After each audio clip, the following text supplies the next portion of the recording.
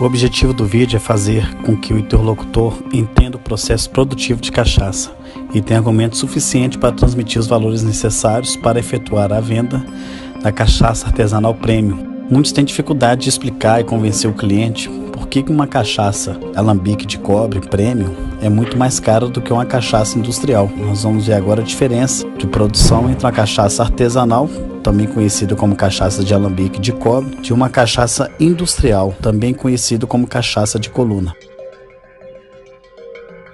As regiões montanhosas e o clima quente e seco proporcionam a produção de cana com alto teor de açúcar. Esse teor de açúcar é chamado sacarose. Quanto mais doce a cana, melhor para a produção da cachaça. O clima quente e seco é muito propício para esse tipo de produção de cana. A safra da cachaça na nossa região dura em média 5 meses e vai mais ou menos de junho até novembro. Esta data normalmente é definida de acordo com o período de chuva. Quando começa a chover, a produção é interrompida, uma vez que quanto mais chove, o teor de açúcar da cana diminui, o que prejudica a produção, não deixando a cana com muito doce. O corte da cana é feito de forma manual, com facão ou automatizado com colheitadeiras. Não tem muito segredo, existem duas maneiras de colher a cana. Então essas são as duas mais usuais e conhecidas que existem. Após cortada, a cana vai para o engenho, dependendo do tamanho. Existe engenho com moedas grandes, com moedas pequenas. Normalmente o terno, que é o chamado das moedas, existem 1, 2, 3 ternos. Aí cada indústria tem sua capacidade para poder aprimorar a produção. Mas essa moagem é onde é feita a retirada do caldo da cana. A cana moe e retira o caldo. Após moída, o caldo desce por a tubulação para a sala de fermentação, que é o próximo processo. E o bagaço vai para uma esteira, para a caldeira. Ele vai ser queimado e vai ser gerado um vapor, que nós vamos usar posteriormente lá na sala dos alambiques. O caldo chega na dorna de decantação.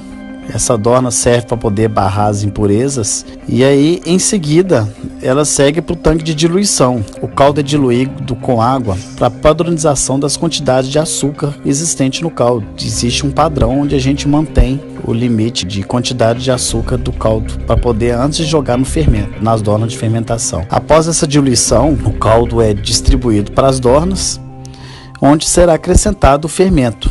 Neste processo, a gente começa a ter uma diferenciação entre o processo artesanal do processo industrial. Leveduras ou micro-organismos que transformam os açúcares existentes do caldo em álcool etílico. Esse álcool etílico também é conhecido como etanol.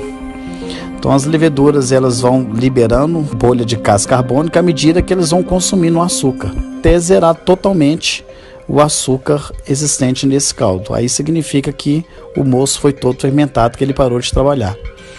O fermento utilizado por nós na Cachaça Salinas é o fermento natural à base de farelo de milho. Esse fermento natural, ele é um preparado onde colocamos no recipiente e vamos adicionando caldo de cana durante aproximadamente 15 dias, até a formação de leveduras. Esse é um processo muito demorado, mas que dá uma característica peculiar à cachaça. Essas leveduras de fermento natural são muito sensíveis a mudança de temperatura, contaminações, sujeiras, e isso é um alto risco para a safra da cachaça. O ciclo de preparo de um fermento natural representa cerca de 10% do tempo da safra, do período que ocorre a safra.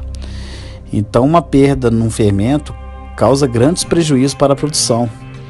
Por isso utilizamos muitas vezes na produção artesanal umas dornas menores, com capacidade menor de capacidade útil para fermentação, que torna o risco um pouco menor. Normalmente quando o fermento perde, ele vai perdendo toda a sala, não uma dorna que perde. Todas as dornas da sala de fermentação vão contaminando, vão perdendo todo mundo junto. Então é um prejuízo muito grande, que até o fermento entrar no ponto de novo e ter o seu desenvolvimento ativo, a gente perde cerca de 10% a cada perda. Já na fermentação das cachaças industriais de coluna, o fermento utilizado são fermentos químicos, que já vem pronto e são mais resistentes, já vem preparado direto dos laboratórios. e o que permite uma alta produção com baixo risco. Então eles conseguem ter uma produção em tonéis maiores, umas dornas grandes, e o risco deles são muito menores, mas o fermento natural deixa um sabor peculiar à cachaça. Então aqui começa a diferenciação de uma cachaça artesanal para uma industrial. Depois de fermentado o caldo, esse mosto vai para os alambiques, onde é feito a destilação da cachaça. Neste processo aqui que a gente encontra o ponto crucial de diferenciação entre a cachaça artesanal de alambique de cobre para a cachaça industrial de coluna. Na produção artesanal, a gente utiliza alambique de cobre em formato de panela, que é esse formato arredondado que existe embaixo. E a gente utiliza o processo chamado de separação de partes. E agora nós vamos entender o que é essa separação de partes.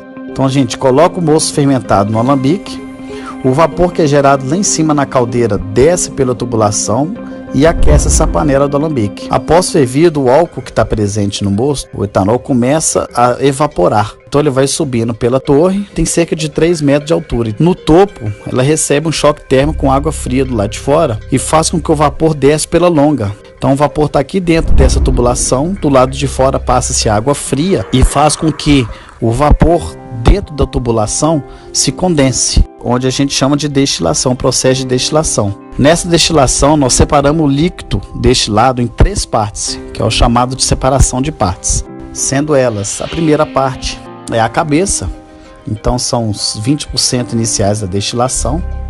Essa parte contém substâncias não desejáveis para o consumo humano, com alta concentração de etanol e álcoois superiores. Normalmente essa parte é descartada ou então encaminhada para a produção de alguns outros subprodutos que algumas indústrias têm. A segunda parte, que é a parte principal do destilado, é o coração. Essa parte contém as características mais ricas para o destilado. É a parte que a gente utiliza normalmente, chamada realmente cachaça. E a terceira parte, que é o final, chama-se cauda. Normalmente são os 20% finais da destilação.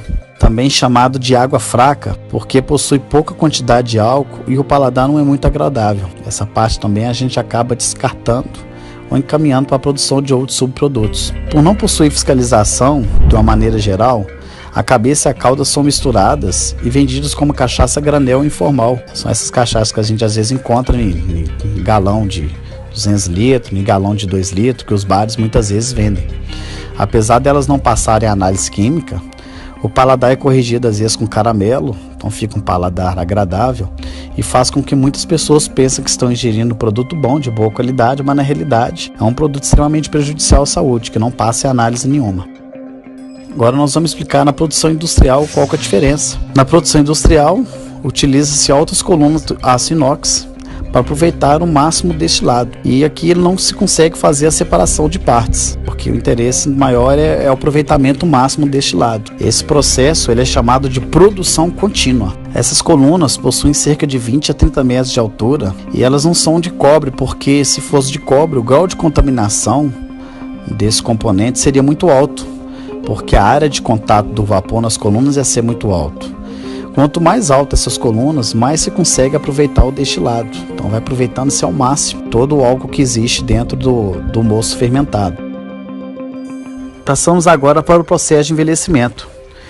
O envelhecimento é o que dá as características de cada produto e cada produtor. Cada pessoa utiliza seu processo de envelhecimento, se deixa muito tempo ou pouco tempo.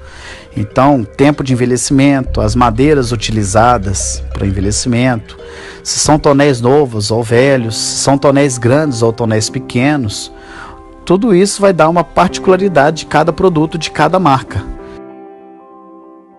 Após o envelhecimento, é feito o envase. O nosso envase ele é todo automatizado. Apesar de todas as embalagens serem novas, a gente enxágua as garrafas, depois vai e passa para o enchimento, depois tampa, rotula, lacragem e a gente encaixota o produto e vai para o estoque, onde fica pronto para poder efetuar a venda.